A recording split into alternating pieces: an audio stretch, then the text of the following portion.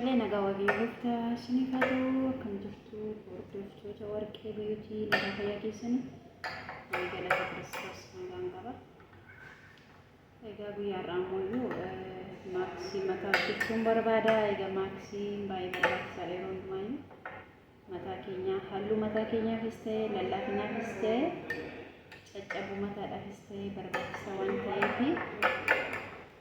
ani har'aa maaskii waan masin beektan kanaan duratti dabalee kun avokaadoodha. Avokaadoo kaleessa galgala fuula koorraa dibadhee firiijii keessa kaa'een jira. Irratti fayyadamuu barbaadeen jechuudha. Baay'ee gaarii kan ta'e baay'ee mataa kan lallaaffisu akkasumallee borcillee kan balleessu faayidoota garaagaraa kan qabu. Talbaa nama talbaa maankaa lama kanatti godhee maankaa lama jechuudha. Maayikirooweevii keessatti daqiiqaa 3 bilcheesse. Har'a talbaa bishaan isaa qofa osoo hin taane walumatti hojjechuun barbaade. Kun bishaan isaas nan qaba. Bishaan isaa irra calaleera garuu walumatti hin hojjetameenna. Talbaa kana ani jechuun warroonni hin barbaanne garaagara hojjetachuu dandeessu waan isin jiru calaltanii gingishaatiin garuu har'aa walumatti hojjetee dibadha jechuun warroonni horoforii sodaatanii jechuudha. Calalaa isin garuu har'aa talbaa kun akkuma isin argitanii avokaadoo baay'ee barbaachisaa kan ta'edha. Avokaadoo xiqqoo isheentti dabaladha.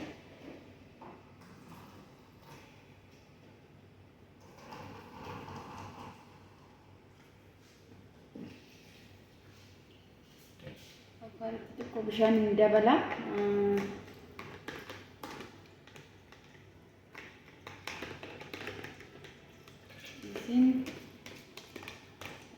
Waan barbaadde nutti dabaluu dandeessu.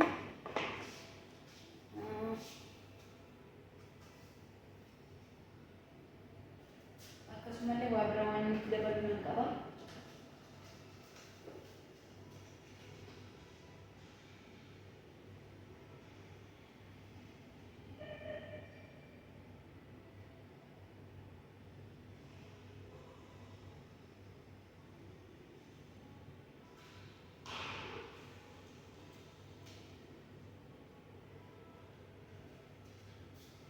Akkasumallee hordoftoota koo muuzii tokkoon itti dabalaa jechuudha. Muuzii tokkoon itti dabala. Muuziin koo baay'ee bishaatii hin jiru atumalee. Muuzii hangaa qofaanillee otoo dibattanii muuziin bareeda waan ta'eef jechuudha. Waan kana walitti hundaakamee akka gaarii ta'uu wajjin qabaa jechuudha.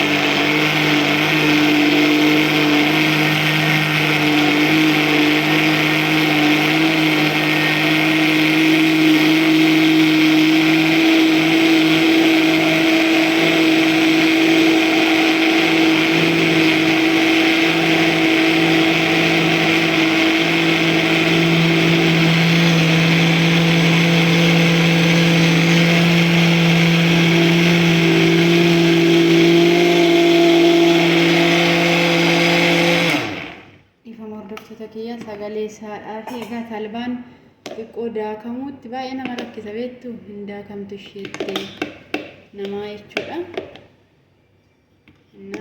Talbaan daakamuutti xiqqoo nama rakkisaa kanaaf na obsaa isin jechuun barbaada qaqqaaliiwwan koo.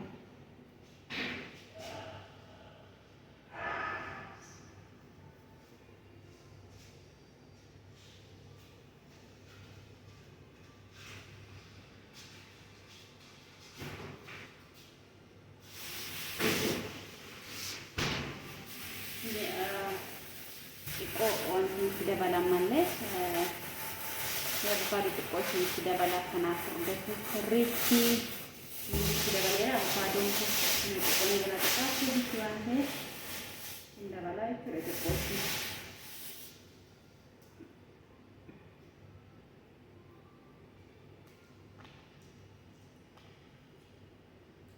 Sabooddee akka furdatee sirriitti talbaan hin culuqluqsiisaniitii culuqluqxuudha ishees waan qabamtu waan hin taaneef talbaan xiqqoo nama rakkisti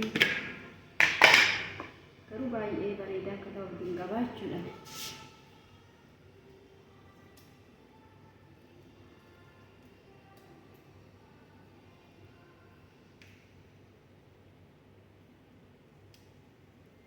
Kondiishinarii isin hin barbaachisu kana irratti gootanii kondiishinarii shaamboo hin barbaachisu kanatti goonanii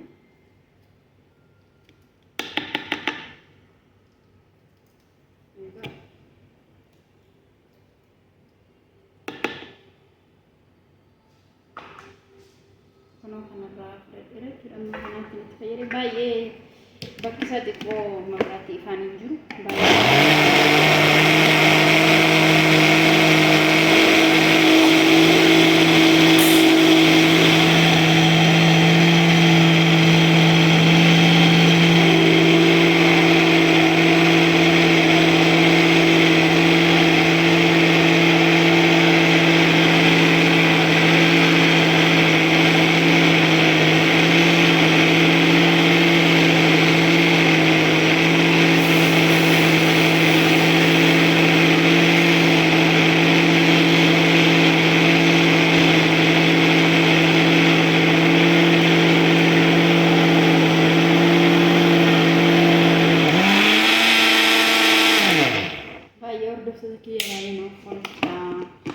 sagalee isaadhaa fi injiftuu barbaadannaa baay'ee gaarii ta'ee jiradha. Margitanii kun yeroo lamaaf iyyuu na fayyadamu ta'u yeroo tokkotti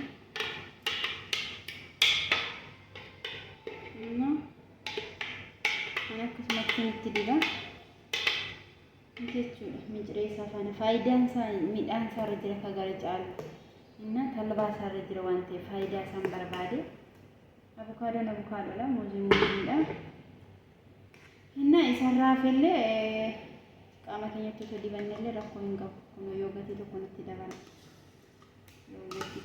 dabale inna kuni dhugaa waaqaan isiniin jedha afaan keessan akka hin caccabne kondiishinarii akkasii hin barbaachisne bifa bareedaa kan qabaatu akka ta'u isinii taasisa jechuudha.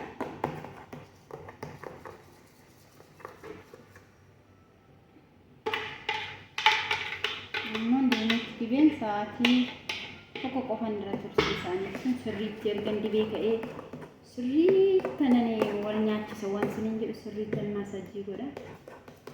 Kana fakkaata hordoftoota kiyyaa viidiyoo koo hordofaa ilaalaa laayik godha sabiskiraayib godha ijoollee hiriyoota keessaniif sheer godha. Innaa egaa bakka duraa miti kanan jiru bakka mabraatiin isaa baay'ee bareedaa ta'edha duraanii amma bakka xiqqoo jijjiirradheen jira. Kana xiqqoo isinitti dukkanaa'ee jira waan ta'eedhaafi na of oolchaa isiniin jechuun barbaada.